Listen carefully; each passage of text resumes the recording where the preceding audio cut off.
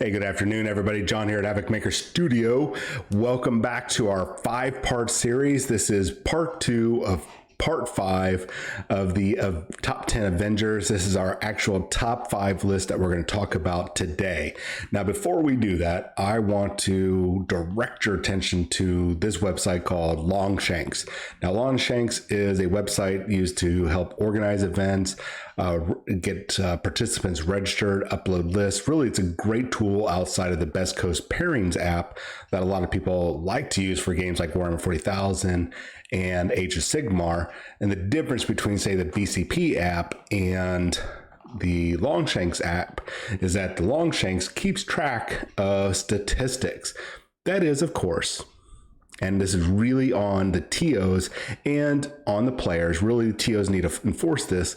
Make sure your players at your events are uploading not only their rosters like you're asking them to with the crisis events and team tactic cards and such, but also when they win or lose a game, they record it on the app. That's how we get accurate data. Now, why do you guys want to look at this website? Well, let me tell you, it's got a lot of statistics out there. Now, this is definitely not every game, and it's not including, even with those games that it does include, it is not including every list. Because some people forget or just don't upload it for whatever reason. And the TOs, judges, are not enforcing it for whatever reason. Enforce it, make it happen. Don't kick off the game until people upload the roster. It's not that hard. All right. So the information that you can get from these rosters is quite staggering. So, like, if you want to take a look at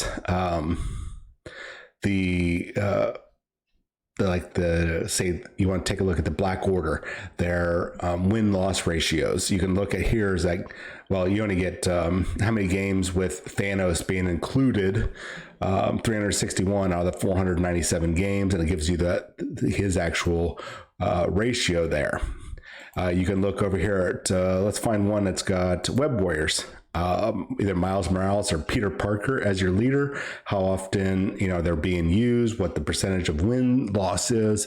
So it does help break down that. That's something that's really a really good, useful tool.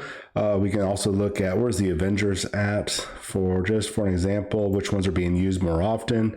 We've got Sam Wilson, we've got Steve Rogers, and the Hulkbuster version of Iron Man as leader, what their win-loss ratios are. So it is a useful tool, especially when you're wanting to know what are the top teams. Now, when you look at the percentages, please keep in mind this is a limited scope, but when you look at the win-loss percentages, you can see how balanced this game is, because even with the top army or the top affiliations around 59% of win-loss ratios, even when you come down to the Defenders and Cabal, which are at the bottom of the list, obviously at 38%, even though it's a 21% difference, that's still not that's when you compare it to other games, the disparity is small. Other games like Age of Sigmar and Warhammer 40,000, where who's got the win-loss ratios, and you see those huge, massive differences, which just gives more credit to why those games are unbalanced, despite people's belief that they are. Now, I'm not saying don't play those games or any of these other games that might show these balances. If you find a game that you like, and you love the miniatures, you love the hobby, you love the competition, then you play the game that you enjoy. I'm just saying, look at the numbers for proof. All right. So I think this is a good resource. I'm going to have this link down in the description below, which I think is going to be a useful tool for you to even look at, or for if you're going to be running an event. One other thing I want to point out is that there's other statistics that you guys can take a peek at, like the win-loss ratio for who has priority, the average threat level, and what are the top crisis, extraction, and secure cards being used in the games, and shows you those numbers. So you just got to keep in mind that the data doesn't include every single game out there. So it does have some limits, but this does give you a very good glimpse into the inner workings of this very balanced and enjoyable game. So we're here to talk about the top 5 list of the Avengers villains. And yes, there's a lot of characters that have been left off, and we've talked about that before, and we might have a honorable mentions video in the future. I'm thinking about it as a possibility. I don't know if I really want to do it. You guys let me know in the comments below. And I've been uploading these videos to Facebook and Instagram in a kind of a haphazard way. So I'm not blasting you guys with, hey, here's part 1, 2, 3, 4, 5, 6. So it gives you guys the opportunity to go, okay, well, I like this video. Let's go ahead and click on the first video, second video, third video, that sort of thing. That way you can explore my library of videos that I've done. All right, let's get into the top 5. And whether you agree or not, it's okay. You can disagree. Just let me know down below who you think should have been on the list if they're not on there, because I might have missed them. Here we go. So first up is the Grim Reaper. Now, the Grim Reaper, just some background information, is the brother of Simon Williams, who is Power Man.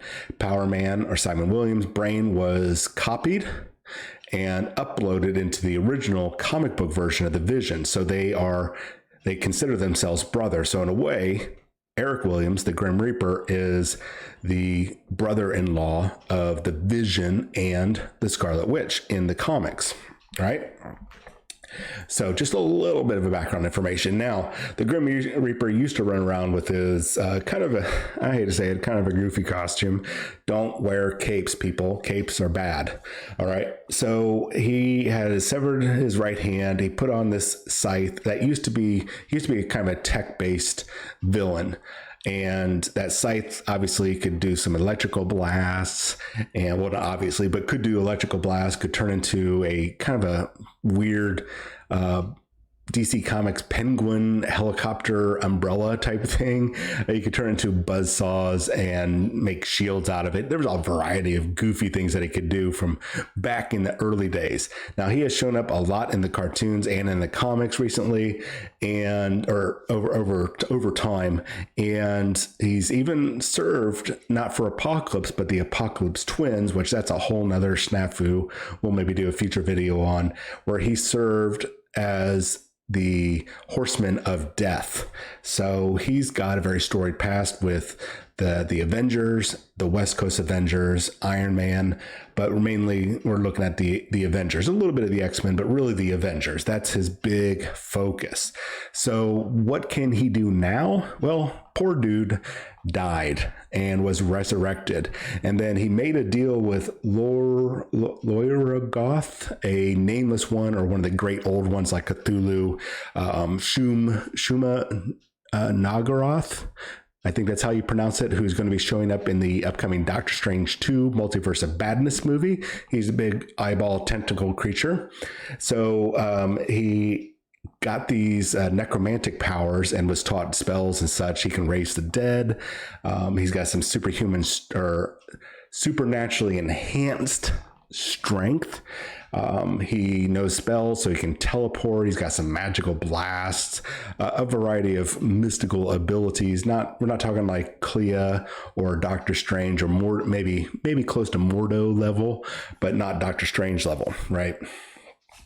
And then his scythe, as I've already mentioned, could do a variety of things in the past, but is now mystically enchanted. And it also has the ability to drain energy or drain life from people, going along with his whole Grim Reaper necromantic ability, and the fact that he is a necromancer. He can raise the dead. So I don't think we'll see him with like a grunt base of zombies, but who knows? We might. So I think he would be fun. He's he's a colorful character. I think he'd be fun just to have on the tabletop, and he has menaced the Avengers over the breadth of their history, from the very back past in the 1970s up till now. Multiple forms of the Avengers, including I think at one point the Great Lake Avengers. I don't think we're going to talk about Great Lake Avengers anytime soon, but definitely the West Coast Avengers and the Avengers. So let's move on from our number 5, the Grim Reaper, to our number 4, Graviton. Now, some people might, especially younger people that don't know the difference between gravity and magnetism, are like, well, why do we want another Magneto? Well, Magneto is magnetics. Graviton is about gravity, and this guy is insane. Now, we have seen him show up in multiple versions of the comic or the cartoons and the comics. And recently in the Agents of S.H.I.E.L.D. TV show, he was played by, or his character went from being Franklin Hall to the Colonel or General Tybalt. That was kind of a nemesis in a way of S.H.I.E.L.D. And so he became Graviton all the way down to the look, except I think he had a short haircut, that military haircut, but he definitely had the goatee going on and the costume. So his powers are gravity based. He has gravity kinesis, or however you pronounce it. He has the ability to manipulate gravity, even to the point to wrapping other people or objects up into gravitons, anti-gravitons, and basically making them come together or go apart. He has the ability to fly around. As you can tell, really it's just a manipulation of gravity, but he can fly very, very fast. And his gravity powers allow him to manipulate the gravity around other people or of that person to where they can basically crush them to death, just like totally destroying their cardiovascular system and their body, their muscles, everything as gravity increases. Except, if Goku was there, he would be like, oh, this is just my normal training. But for Marvel characters who can't withstand, 150 times gravity, Graviton is a problem. This guy even at one point wanted to create his own country and uplifted a 4-mile wide piece of the earth to create his own country. This guy is definitely bat poop crazy, but we'll get to that in a second. Now, he can deliver blasts of energy. I want to say it's close to 20,000 pounds of TNT. How that relates to a blast of energy, I don't know, but he is definitely a powerhouse. When I mentioned that he was crazy, when the Cosmic Cube whole incident was used way back in the day, he was connected to, basically got pretty much woken up by it in a way. And he realized that we are nothing, that life does not matter. So he just has no problem destroying everything. So Graviton is definitely a major threat. I don't know if he's ultimate encounter level threat, probably, but I think, so we don't have so many ultimate encounters, just put him out there as a villain. He was a leader for AIM. He was a member of the Hoods, Masters of Evil. Just make him a team leader for the AIM affiliation, toss in MODOK, and we start filling out that AIM roster. But I think he's definitely a candidate. That's why I put him up there for our number 4. Now, number 3, you guys have asked about before in my video with, I believe, the Spider Foes, and definitely with the Defenders. You're like, what about the Wrecking Crew? I've got you covered. The Wrecking Crew are mainly a Thor villain, and they've fought toe-to-toe with the Avengers as members of the Masters of Evil. And I think the Wrecking Crew is candidates for one of our first superhuman grunt bases. I've already talked about that before with Sif coming as her own model and having the Warriors 3 as a grunt base. I think that's going to happen. I really do. The Warriors 3 are not overall powerful. I mean, next to normal humans, they are, but in the variety, we don't need the Warriors 3, all those models. But I think they would be a really interesting up-powered grunt base. Still following the rules of the grunts, but a little tougher, maybe a little bit more health or a little bit more resistances. The Wrecking Crew would be the same thing. So the first one we're going to focus on is the Wrecker with his crowbar. Now, he was enhanced by the Norn Queen and basically made Asgardian. Basically, she mystically enchanted him to be an Asgardian, and he is above the average Asgardian. He's able to push around 40 to 50 tons, which is very considerable when you think about a lot of the characters that we have talked about over the past 5 or 6 videos. His crowbar allows him all sorts of abilities. He can actually, even though it's not in the same power as Mjolnir from Thor, he does have the ability to throw it and have it come back. It's something he learned from Ulik, which is I think it's Ulik the Unstoppable. He's basically this rock troll that's always going toe to toe with the Thor. He's learned a couple other techniques that has unshackled him, so to speak, because he used to be required to have his crowbar for his power, but now he doesn't need it. He's definitely powerful. When you combine him with that crowbar, he's able to destroy like full-on apartment buildings and such with just a couple hits. I believe he can do some energy blasts depending on the comic or the cartoon that he's shown up in. So the rest of the Wrecking Crew really get their powers mainly when they're with the Wrecker, and it's because of their affiliation with him and their proximity to him. His power kind of basically envelops them or enhances them. So all of them, just from the pile driver, which is the blonde gentleman, to the black gentleman with the green and yellow costume, and I think that's pile driver. No, pile driver is the blonde. Thunderball is the black gentleman with the green and yellow costume, and then Bulldozer is the gentleman in the back with the helmet on. And though Bulldozer has been he died in the comics and has been replaced by his daughter, which I'm not sure if that's let's just get some inclusivity. Let's kind of broaden, which is okay, but it's like, really, the daughter has the exact same powers and a similar costume. Are you doing it for the clicks, or is it a legit thing? I don't care either way, because it still makes an interesting story, but I hope it's not for the clicks. I hate that. But we're not here to talk about that. We're here to talk about the Wrecking Crew. So all these guys are durable. And that includes the Wrecker, but they're not like durable enough to stand like 50 cals and probably AKs, AK-47 rounds, 50 cal BMGs, tank rounds, grenades, and TNT blast. They can definitely stand up to 45 caliber and 5.56 rounds. They are able to push around 10 tons each. And they all have the superhuman stamina that comes with the superhuman strength. Pile driver's got some big ass hands for all the ladies and guys out there that like the big hands, which I guess that's where he gets his pile driver ability. Like, they're like double the size of normal hands for some reason. Thunderball is the only super smart person there. He's a not super genius or superior intellect level like Tony Stark in them, but he is a physicist. I believe he was a physicist and a brilliant strategist. He's the only one that's actually a doctor, actually the only one with a degree amongst all the Wrecking Crew, the only real smart one out there. So he's got this Thunderbolt, or basically that is a ball and chain, or for a wrecking ball that he can throw or fling out there and then retract and tangle people up in. That would give them a nice, decent ranged attack.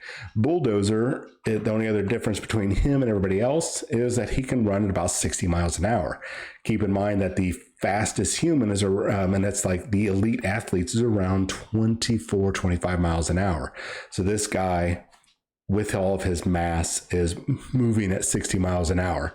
So there's a lot that can go on there with them, but their main power is coming from the Wrecker. So I think that it comes out to being a good group to have the Wrecker as a single individual base, probably a 55 millimeter or 50 millimeter base, and then the Wrecking Crew on the larger, I think 60 or 65 millimeter base.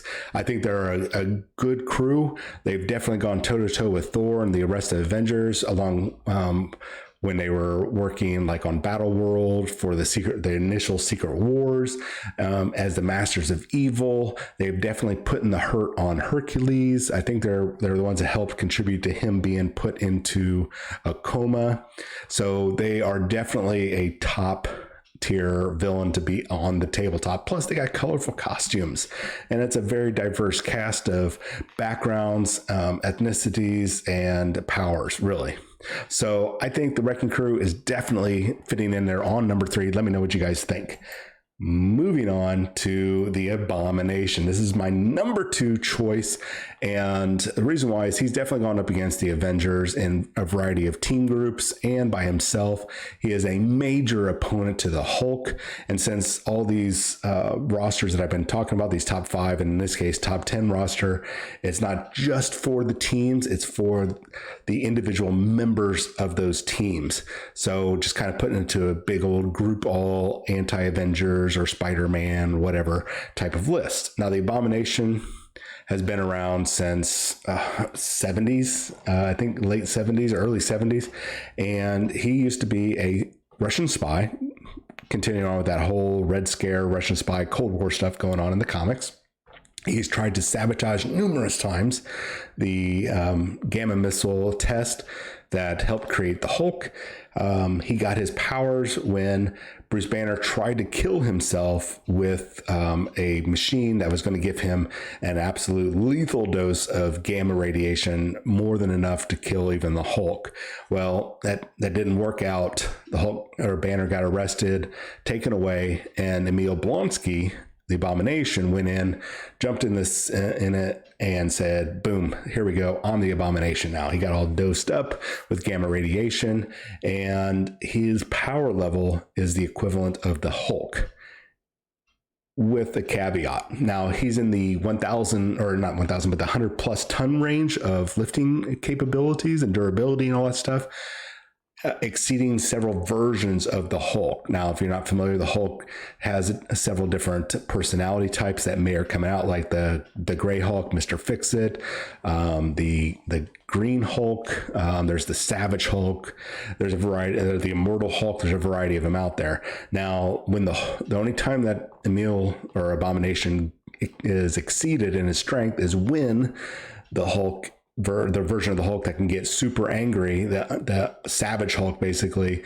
that's the only time that his strength rivals the Abomination.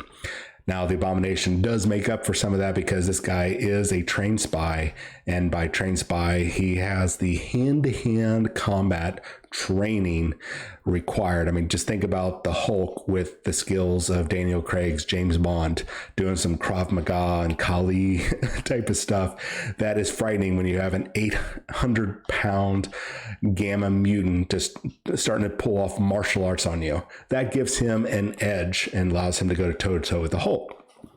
Now, besides all of that, Abomination now has an extra ability. He's able to emit gamma radiation and absorb it, to the point that other characters that are able to absorb energy, radiation and such, like the Hulk, She-Hulk, Captain Marvel, Sunspot and such, that it is toxic to them. That is how powerful. So this all gives him a great edge against the Hulk and other heroes. So he's shown up in Masters of Evil, various different groups. Why do I think he's number 2 on this list? Well, he's a powerhouse to go toe-to-toe with the Hulk. Even though the Hulk, I don't think gets too much play. I don't see him too often these days. I think bringing out the Abomination might change some things up. Also, the Abomination has been shown up in the pages of the Immortal Hulk, even though that series just ended late last year. He has reemerged, and I believe at one point he was on Gamma Flight with the character we talked about before in the top 10, and the bottom of the top 10 list, Titania. Now, Abomination has also shown up in the cartoons, at least the Avengers Assemble, and repeatedly, and the Hulk cartoons. I think the Agents of Smash, that really bad cartoon.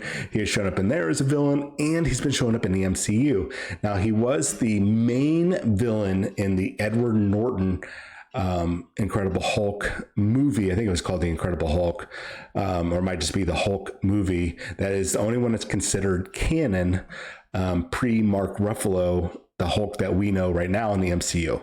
Abomination has also shown up in the Shang-Chi movie and is going to be showing up in the upcoming She-Hulk TV show on Disney Plus, I think late this year or early next year. So it is definitely time to bring this very powerful, sadistic, not crazy, but powerful gamma mutate out of the shadows and put him on the tabletop. He would definitely make a great powerhouse character to go toe to toe with people like the Juggernaut and the Hulk and Thanos. So, who is our number one? Well, if you watched Loki TV show over on Disney Plus, you'll know who I'm talking about. And he's also going to be showing up in the Ant-Man and Wasp, I think it's called the Quantum Realm, their third movie. And he's also shown up in the cartoons and repeatedly in the comics. I mean, just last year, he's shown up in several comics. He is a major threat to the Avengers and the numerous heroes and villains of the MCU. And number one, Kang the Conqueror. Now, Kang the Conqueror is a distant relation in some way. It kind of goes back and forth. He's like a great grandson, or he's the actual son to Reed Richards, who is of the Fantastic Four, who we talked about the other day. He is Nathaniel Richards. Now, he went to the far, far future, and when he got there, he basically helped broker peace with warring factions in that era. Now, I don't remember exactly what era that was. I'm going to say that just to be on a safe side, let's say the 31st millennia. Not too far off from the 30th century, not millennia, 30th century. Let's not put them in Warhammer times. 30th century. And because we're right now in the 21st century, yes. So in 900 more years, that's when he would have popped up. Now, he doesn't have a lot of powers. He's not like a gamma mutate. He's not a mutant. He didn't go through, get bit by a magically or radiated spider or anything like that. But he does have a superior level intellect. We're talking like superhuman level intelligence. His technology that he has rivals that of Tony Stark, Iron Man, Doctor Doom, and the like. He has the abilities to create robots and clones that he can actually put himself into. Whenever he dies, he can actually instantly transfer his mind from his dying body into a clone body, no matter which century they're in. He's got time traveling capabilities. And we know that he has definitely shown up in some version in the MCU already, and that it looks like he might be the upcoming villain for the Avengers and possibly the Young Avengers in Phase 5 of Marvel's movies. Now, on top of this superhuman or near superhuman intellect, he's a brilliant tactician, general, and statesman. He is a politician. It's kind of hard to broker peace between warring factions without having some sort of political savvy.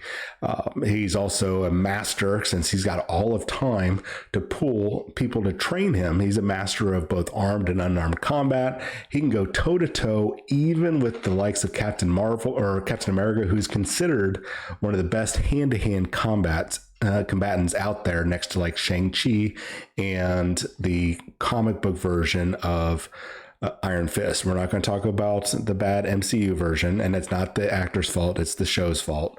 We'll talk about that some other time. So what are his powers? Well, his powers all come from his battle armor.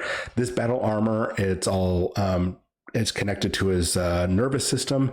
It's all neurokinetic. So basically he controls it just like you and I would breathe naturally and move about. It's just a natural extension of his body. He's able to lift several tons, like about 4 or 5 tons. He can withstand nuclear missiles at point blank range. We know that the suit allows him to time travel. So he can travel in time, guys. That's a pretty badass power. He can do concussive blast. And one of his coolest things that I've seen in the comics and in the cartoons is his ability to pull weaponry out of thin air from, basically he's just summoning it from down the time stream from his arsenal. We'll talk about his arsenal and his trophy room here in a little bit. And he can pull weapons basically from any time period to use at that particular time. Remember, this is all on reflex. And then I've already talked about his body transference ability. Now, He's had in the past, when they were really hokey back in the 60s and 70s and such, vibration rays, EMP amplifiers, neutrino rays. He's had a variety of really hokey items, but now they don't even go into what those are. They're just like, he's got badass energy weapons or projectile weapons or whatever it is that he pulls from up and down the timeline without going into, talking about that. Kind of like what when we talked about Super Skrull getting his powers from a beam coming from a different planet in a different part of the galaxy, light years away. We're not going to talk about that. From his trophy room, which is also he can use as his arsenal, he's got various Captain America shields from up and down the timeline, Iron Man armor, Ant-Man's helmet, Pym particles, Mjolnir, I think it's Yarnbjorn. That's the axe that Thor has used, not Stormbreaker, but the axe that he used for a very brief period of time. When he became unworthy to wield Mjolnir. Dr. Doom's armor. We know he has Silver Surfer's board and various other things like Eyes of Agamotto. At least one version of the Hulk corpse. I don't know how he'd use that in combat, but you get the idea that this guy would be one of the most versatile character models on the tabletop, hands down. His character card would be stock full of abilities. You give him one or two simple, I'm going to say relatively simple attacks, like maybe an energy attack and a physical attack, right?